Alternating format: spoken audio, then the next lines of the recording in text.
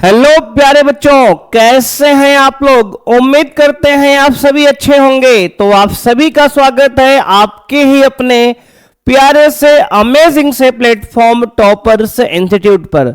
तो प्यारे बच्चों, आज की क्लास में हम वैद्युत आवेश तथा क्षेत्र का लेक्चर नंबर 23 डिस्कस करने वाले हैं।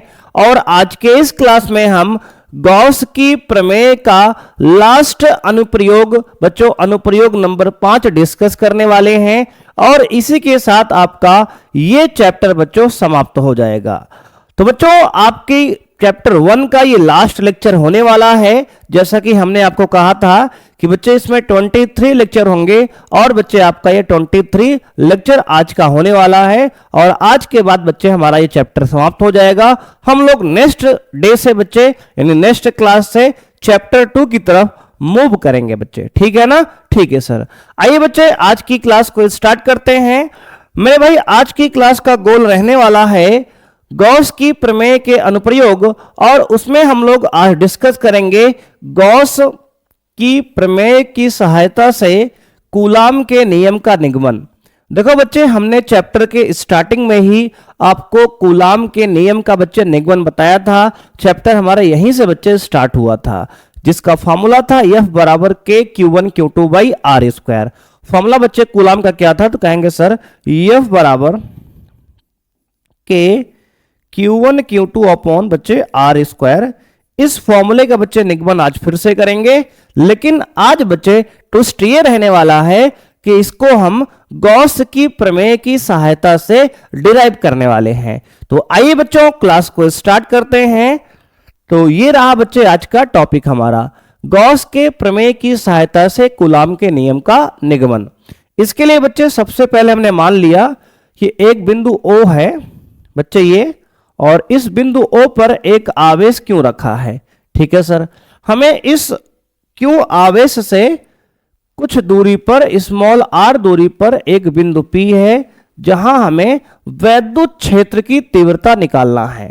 देखो बच्चे, निकालना तो हमें वास्तव में बल का फॉर्मूला है, लेकिन पहले हम तीव्रता निकालेंगे बच्चे। क्या निकालेंगे सर? तीव्रता निकालेंगे। सबसे पहले बच्चे हमारा प्रोसेस रहने वाला है कि F यानी वैद्युत क्षेत्र बच्चे पहले निकाल लेंगे। उसके बाद F बराबर QE लगा के मेरे भाई हम कूलाम के नियम का बच्चे निगमन कर लेंगे।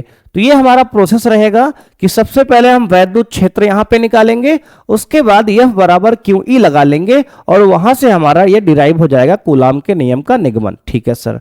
आइए बच्चे, क्लास को आगे बढ़ते हैं। अब इसके लिए क्या करेंगे हम, मेरे भाई ध्यान से देखना। इसके लिए बच्चे हम यहां पर एक गॉसियन पृष्ठ खींचेंगे, क्योंकि बच्चे आपको यहां गॉस की प्रमेय लगाना है, तो इसलिए हमें एक यहां पे गोलाकार गॉसियन पृष्ठ खींचेंगे। गोलाकार क्यों खींचे सर? देखो बच्चे, गोलाकार मेरे भाई हमने इसलिए गॉसियन पृष्ठ खींचा क्योंकि ये बिंदु आवेश है, और बिंदु आवेश के कारण बच्चे गोलाकार गॉसियन पृष्ठ ही खींचा जाता है। इसको हमने आपको गॉसियन पृष्ठ जिस दिन पढ़ाया था बच्चे, उस दिन हमने आपको ये बात समझाई थी। मेरे भाई यहां पे बिंदु आवेश है, तो यहां पे हम गोलाकार गॉसियन पृष्ठ खींच लिए। अब देखो बच्चे, इतनी बात को हम यहां लिख लेते हैं। माना बिंदु O पर एक आवेश, माना बिंदु O पर एक आवेश स्मॉल q रखा है जिससे स्मॉल r दूरी पर बिंदु P पर हमें वैद्युत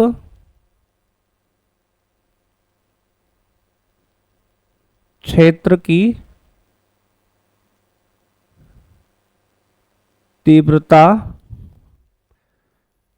का मान ज्ञात करना है। देखो बच्चे, ये हमने अपना मोटिव लिख दिया कि हमें क्या करना है।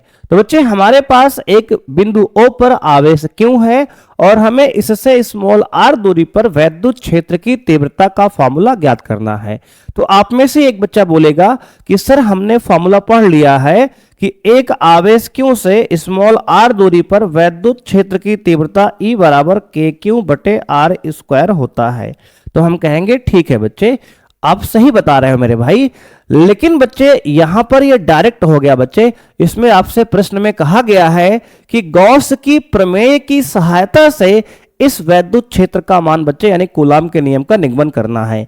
तो बच्चे यहां पे गॉस की प्रमेय तो हमने इस्तेमाल ही नहीं किया बच्चे, तो डायरेक्ट हो जाएगा मेरे भाई। तो बच्चे आपको नंबर पूरा नहीं मिलेगा मेरे भाई, इसको आपको गॉस की प्रमेय लगाकर प्रूव करना है। क्या कर देंगे सर बच्चे, यहां पर आपको गॉस की प्रमेय लगाकर मेरे भाई इसको सिद्ध करना है। तो क्या करेंगे सर, आइए बच्चे इसको हम समझते हैं। मेरे भाई यहां पे आपको समझना यह है दोस्त कि हमने यहां एक गॉसियन पृष्ठ खींच लिया। अब बच्चे ये आवेश आपका पॉजिटिव है, कहेंगे हाँ सर पॉजिटिव है। अब देखो बच्चे यहां पर इसके कारण वैद्युत क्षेत्र की तीव्रता कहां होगी, कहेंगे सर इस आवेश से दूर की तरफ होगी। देखो बच्चे अगर यहां पर हम वैद्युत क्षेत्र की तीव्रता की बात करें मेरे भाई, तो इस बिंदु पर तीव्रता बच्चे बाहर की ओर, ठीक है सर। बच्चे इस बिंदु पर वैद्युत क्षेत्र की तीव्रता बच्चे इधर, ठीक है सर। बच्चे इस बिंदु पर वैद्युत क्षेत्र की तीव्रता मेरे भाई इस ओर, कहेंगे हाँ सर। बच्चे आपकी इस बिंदु पर वैद्युत क्षेत्र की तीव्रता बच्चे इस ओर, बोलो हाँ या ना, कहेंगे हाँ सर। बच्चे ये पॉजिटिव आवेश है, तो पॉजिटिव आवेश के कारण वैद्युत क्षेत्र की तीव्रता इससे दूर की तरफ होती है। तो बच्चे ये आपका हो गया वैद्युत क्षेत्र E इधर है मेरे भाई, यहां पे यहां बच्चे वैद्युत क्षेत्र आपका इधर है, यहां बच्चे आपका वैद्युत क्षेत्र इधर है और यहां बच्चे आपका वैद्युत क्षेत्र इधर है, ठीक है सर। मेरे भाई यहां पर आपसे अगर हम पूछें कि बच्चे आप ये बताओ कि यहां पर वैद्युत क्षेत्र एक समान है कि असमान, तो आप सभी लोग एक साथ बोलोगे कि सर वैद्युत क्षेत्र यहां पर असमान है, क्योंकि मेरे भाई इस केंद्र से स्मॉल r दूरी पर वैद्युत क्षेत्र का परिमाण तो बच्चे समान रहेगा, लेकिन दिशा बच्चे यहां पर दिशा मेरे भाई इधर की ओर है। बच्चे यहां पर अगर दिशा की बात करें मेरे भाई तो ऊपर की ओर है। बच्चे यहां दिशा बच्चे इधर की ओर है। बच्चे यहां दिशा मेरे भाई नीचे की ओर है, यानी कि प्रत्येक बिंदु पर वैद्युत क्षेत्र की दिशा बदल रही है, इसलिए बच्चे ये क्या है, असमान वैद्युत क्षेत्र है। अब बच्चे देखो इसके बाद क्या करेंगे, इसके बाद मेरे भाई हम निकालेंगे फ्लक्स बच्चे, क्योंकि गॉस की प्रमेय में बच्चे पहले फ्लक्स निकलता है फिर तीव्रता निकलती है। अब देखो बच्चे ये मेरे भाई बिल्कुल प्रीवियस लेक्चर के जैसा होने वाला है, वहां भी हमने यही सेम कॉन्सेप्ट लगाया था लेक्चर नंबर 22 में। अब देखो बच्चे इसके लिए हमने क्या किया, एक यहां सूक्ष्म अवयव बच्चे काट लिया डीए।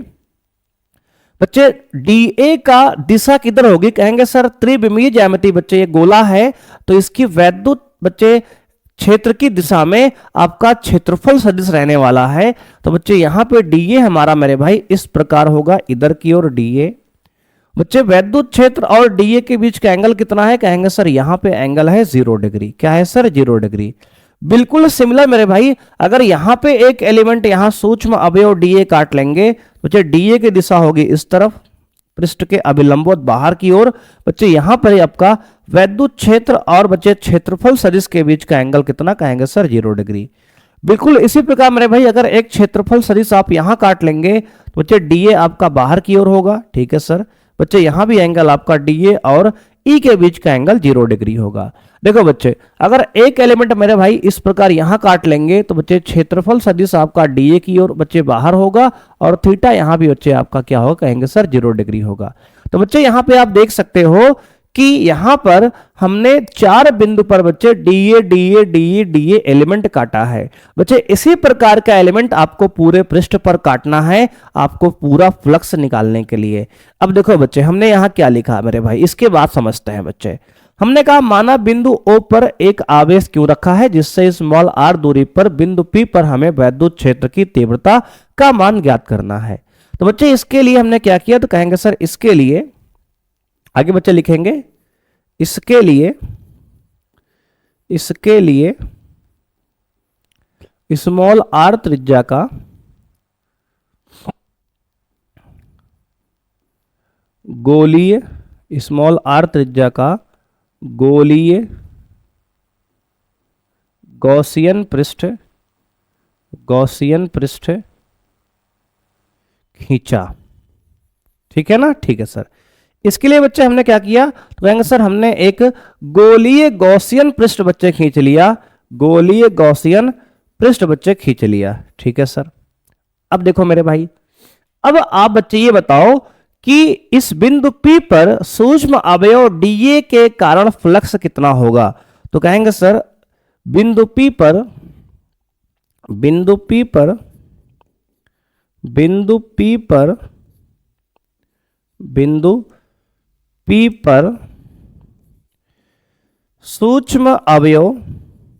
सूक्ष्म क्षेत्रफल अवयव dA के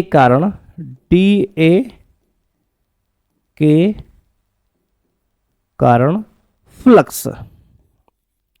देखो बच्चे, ये मेरे भाई फ्लक्स क्या है, तो कहेंगे सर डी फाई बच्चे सूक्ष्म बच्चे क्षेत्रफल है, तो सूक्ष्म फ्लक्स बच्चे। देखो मेरे भाई, छोटा सा बच्चे क्षेत्रफल डीए है, तो छोटा सा बच्चे फ्लक्स आएगा कितना, कहेंगे सर यहां पर आपका डी फाई आएगा, जो कि समाकलन बच्चे क्या होगा, कहेंगे सर यहां पर मेरे भाई फ्लक्स होगा, समाकलन बच्चे अभी बाद में लगाएंगे बच्चे पूरे का निकालने के लिए। पहले बच्चे सूक्ष्म क्षेत्रफल के लिए मेरे भाई ये एक समान वैद्युत क्षेत्र की तरह व्यवहार करेगा। अगर बच्चे इस छोटे से क्षेत्रफल की बात करें मेरे भाई, तो इस छोटे से क्षेत्रफल की वैद्युत क्षेत्र बच्चे इसी तरफ दिशा होगी मेरे भाई, और परिमाण बच्चे यहां फिक्स है, तो आपका एक समान वैद्युत क्षेत्र की तरह व्यवहार ये करेगा। तो बच्चे यहां पे लिखेंगे सूक्ष्म क्षेत्रफल अवयव डीए के कारण वैद्युत फ्लक्स फाई बराबर बच्चे डी फाई बराबर E vector dot DA vector, E vector dot DA vector. अब मेरे भाई होता है, अगर यहां डॉट हटाएंगे तो आएगा डी फाई बराबर E D A cos zero. कितना सर, कॉस जीरो। बच्चे यहां पर वैद्युत क्षेत्र ई और डीए क्षेत्रफल अवयव बच्चे के बीच एंगल कितना है, कहेंगे सर 0 डिग्री। तो बच्चे डाल देंगे, डॉट हटाएंगे प्रोडक्ट तो आएगा ई डीए कॉस जीरो। अब बच्चे देखो डी फाई बराबर बच्चे आगे लिख सकते हैं ई डीए और कॉस जीरो होता है 1। तो यहां से आपका फ्लक्स कितना आ गया, कहेंगे सर फ्लक्स डी फाई हमारा आ गया ई डीए। क्या आ गया सर, ई डीए। अब मेरे भाई हमने सूक्ष्म अवयव डीए के कारण अभी फ्लक्स निकाला है बच्चे। अब लिखेंगे संपूर्ण पृष्ठ का फ्लक्स बच्चे, तो लिखेंगे अतः संपूर्ण गॉसियन पृष्ठ के कारण फ्लक्स, अतः संपूर्ण गॉसियन पृष्ठ के कारण फ्लक्स। संपूर्ण गॉसियन पृष्ठ के कारण फ्लक्स मेरे भाई कितना होगा, कहेंगे सर फाई बराबर होगा समाकलन बंद पृष्ठ का डी फाई।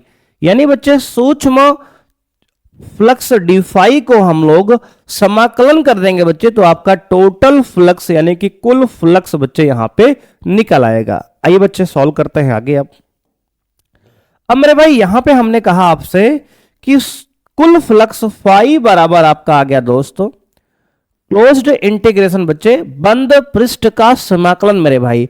यानी बच्चे ये आपका गोलीय पृष्ठ है। गोली बच्चे क्या होता है, कहेंगे सर गोला जो है एक त्रिविमीय ज्यामिति है बच्चे, इसलिए यहां पे हम बच्चे समाकलन के निशान के ऊपर बच्चे एक 0 लगा दिए बच्चे। इसका मतलब होता है बंद पृष्ठ का समाकलन। बच्चे ये बात हमने आपको एक आध दो बार और बताई है बच्चे, लेकिन मेरे भाई आप जिस बच्चे जो बच्चे नए हैं वो यहाँ पे सुन के समझ ले मेरे भाई। बंद पृष्ठ का समाकलन क्लोज इंटीग्रेशन बच्चे उसके ऊपर यहां पे 0 लगा दिए, इसका मतलब ये होता है। अब देखो बच्चे यहां पर डी फाई का मान कितना निकाले हैं, कहेंगे सर डी फाई का मान है ई डी ए। क्या है सर, ई डी ए। अब देखो बच्चे ई इंटू डी ए बच्चे, ई डी ए। अब देखो बच्चे आपको ये बताना है मेरे भाई कि इस बिंदु P पर यानी कि इस केंद्र O से स्मॉल r दूरी पर वैद्युत क्षेत्र का जो परिमाण है वो समान रहेगा। बोलो हाँ या ना, कहेंगे हाँ सर। देखो बच्चे इस बिंदु O से r दूरी पर जो वैद्युत क्षेत्र यहां होगा वही बच्चे वैद्युत क्षेत्र यहाँ पर r दूरी पर होगा, वही वैद्युत क्षेत्र बच्चे यहाँ r दूरी पर होगा, वही वैद्युत क्षेत्र बच्चे यहाँ पे r दूरी पर होगा, वही वैद्युत क्षेत्र बच्चे यहाँ से r दूरी पर होगा। यानी उसका परिमाण बच्चे मैग्नीट्यूड तो समान रहेगा ना, कहेंगे हाँ सर। तो बच्चे वैद्युत क्षेत्र को समाकलन से मेरे भाई बाहर कर लो, तो यहां पर आएगा फाई बराबर E इंटू समाकलन बच्चे dA। क्या आ गया सर? dA close integration. अब बच्चे देखो dA क्या होगा, कहेंगे सर समाकलन क्लोज्ड इंटीग्रेशन dA होता है गोले का पृष्ठीय क्षेत्रफल बच्चे, गोले का पृष्ठीय क्षेत्रफल, गोले का पृष्ठीय क्षेत्रफल, गोले का पृष्ठीय क्षेत्रफल। अब आपको बताना है कि गोले का पृष्ठीय क्षेत्रफल क्या होगा, तो कहेंगे सर गोले का पृष्ठीय क्षेत्रफल होगा बच्चे 4 पाई आर स्क्वायर। बच्चे रेडियस स्मॉल आर है तो आएगा 4 पाई आर स्क्वायर।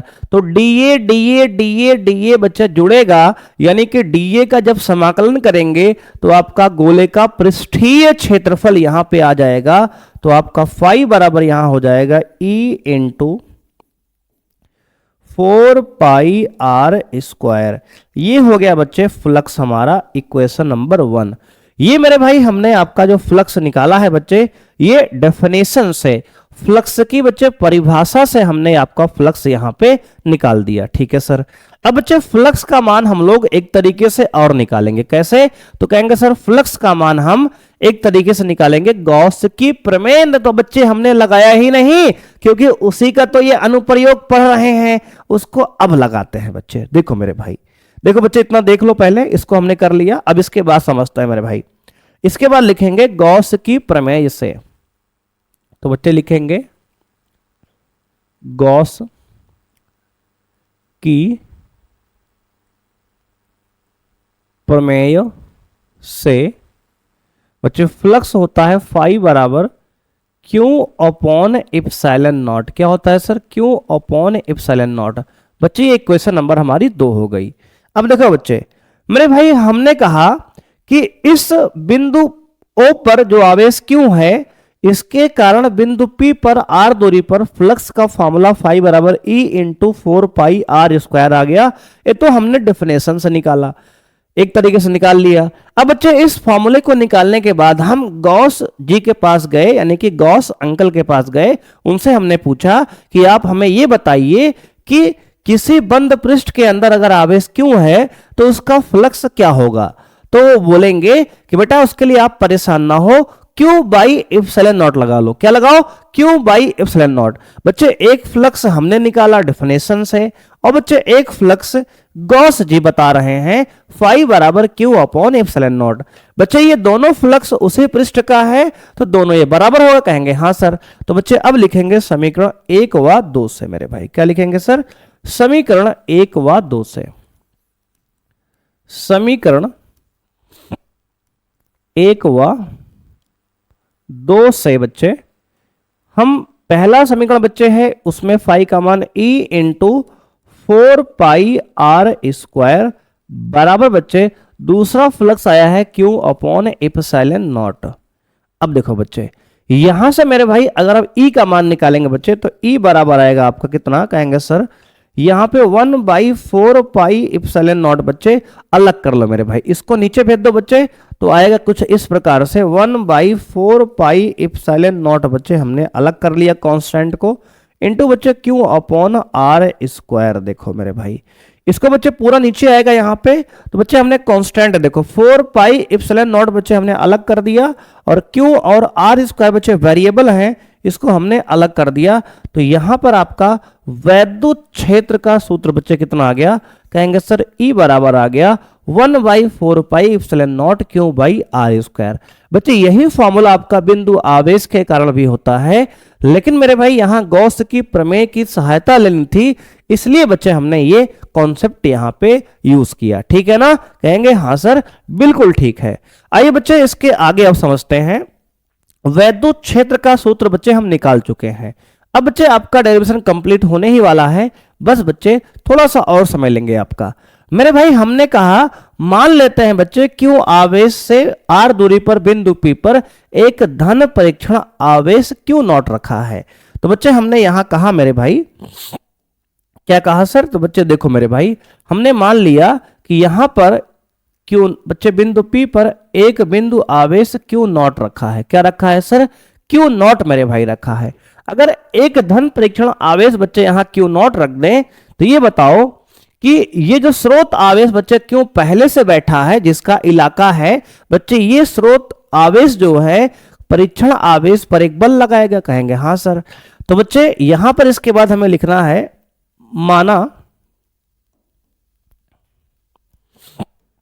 माना बच्चे लिख लेंगे यहां पे, माना बिंदु P पर एक धन परीक्षण आवेश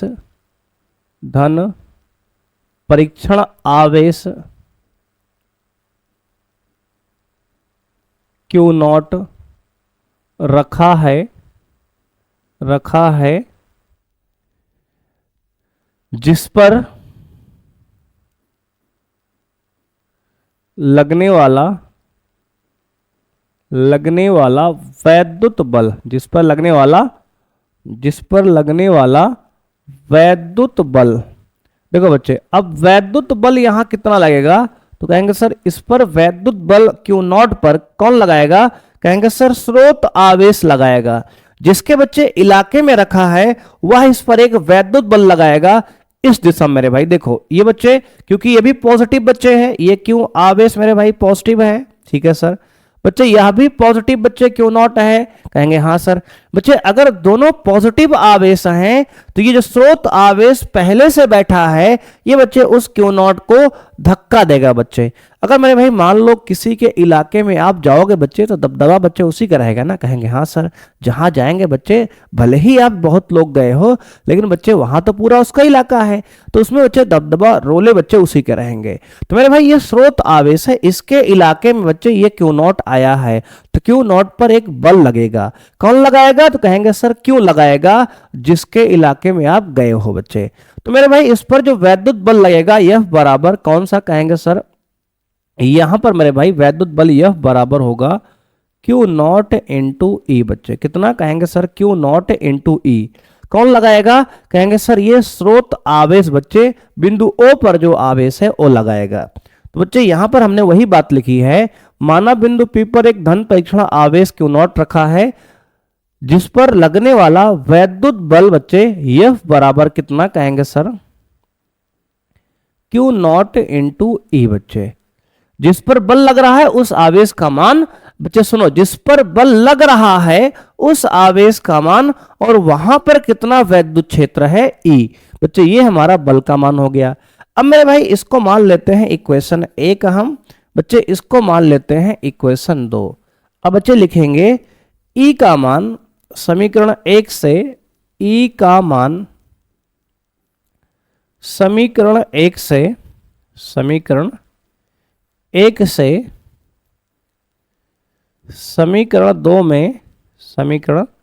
2 में रखने पर, तो बच्चे समीकरण 1 से 2 में बच्चे E का मान रख दो तो आपका मिलेगा F बराबर Q नॉट बच्चे हमारा पहले से इंटू E का मान क्या है? कहेंगे सर 1/4 पाई इप्सिलॉन नॉट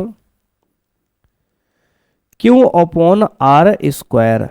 अब देखो बच्चे इसमें हम Q नॉट को एक साथ लिख देंगे तो आएगा F बराबर K 1/4 pi epsilon not, K की वैल्यू बच्चे ये है, into Q naught upon R square बच्चे।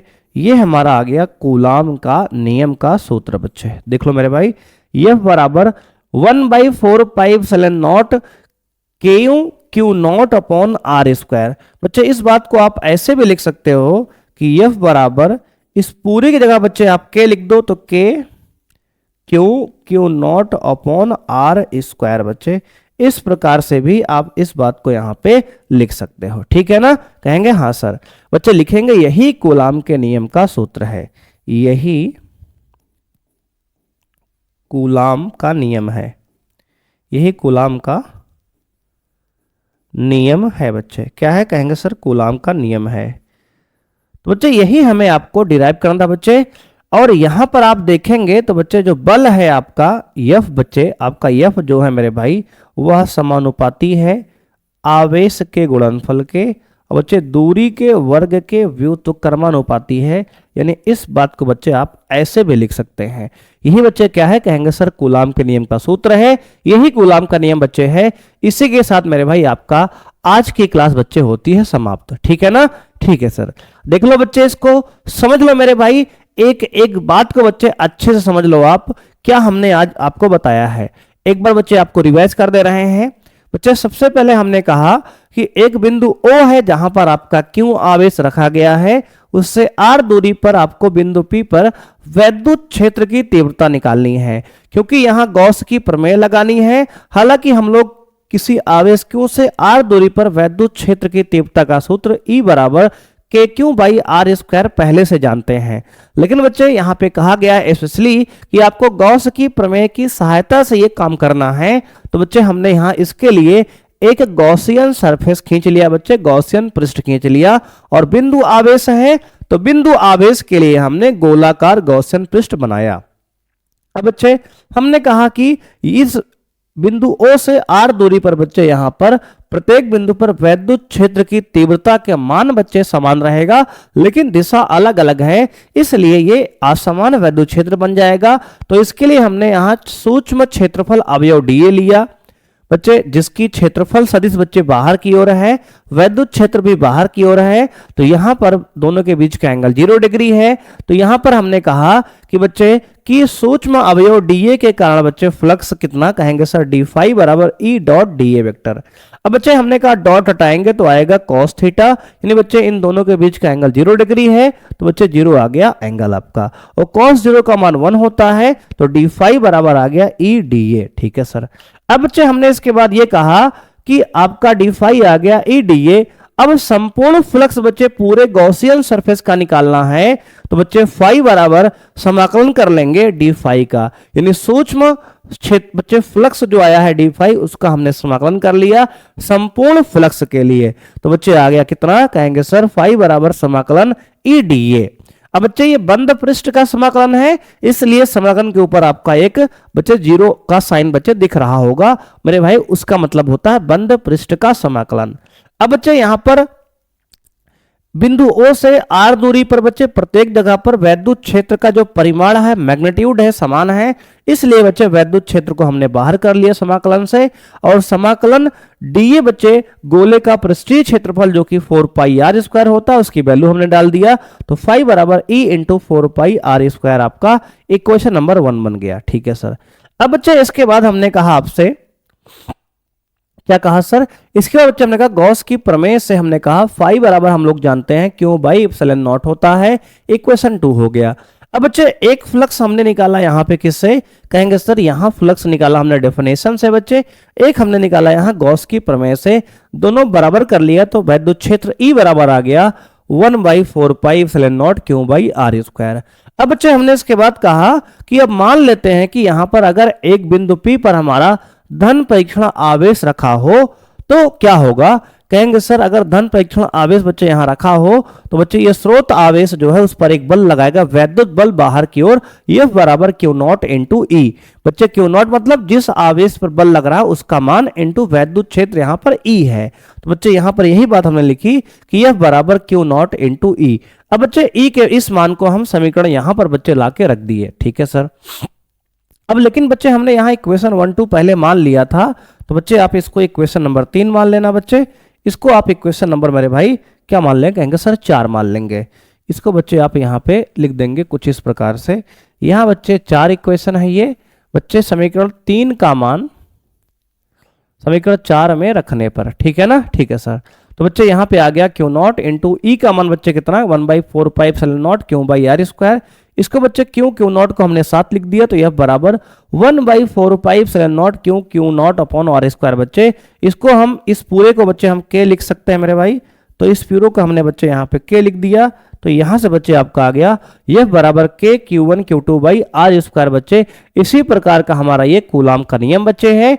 और इसको मेरे भाई यहाँ पे हम देखेंगे तो बल जो है वो समानुपाती है आवेशों के गुणनफल के और दूरी के वर्ग के व्युत्क्रमानुपाती कर्मानुपाती है। यही आपका कूलाम का बच्चे नियम है, यही कूलाम के नियम का सूत्र है। तो बच्चे इसी के साथ हमारी आज की क्लास मेरे भाई समाप्त होती है। अब बच्चे हम लोग मिलेंगे नेक्स्ट क्लास में। बच्चे इस पर न्यूमेरिकल मेरे भाई नहीं करा रहे हैं, क्योंकि बच्चे इस तरह के न्यूमेरिकल हम लोग कूलाम के नियम पर बहुत सारे कर चुके हैं पहले भी।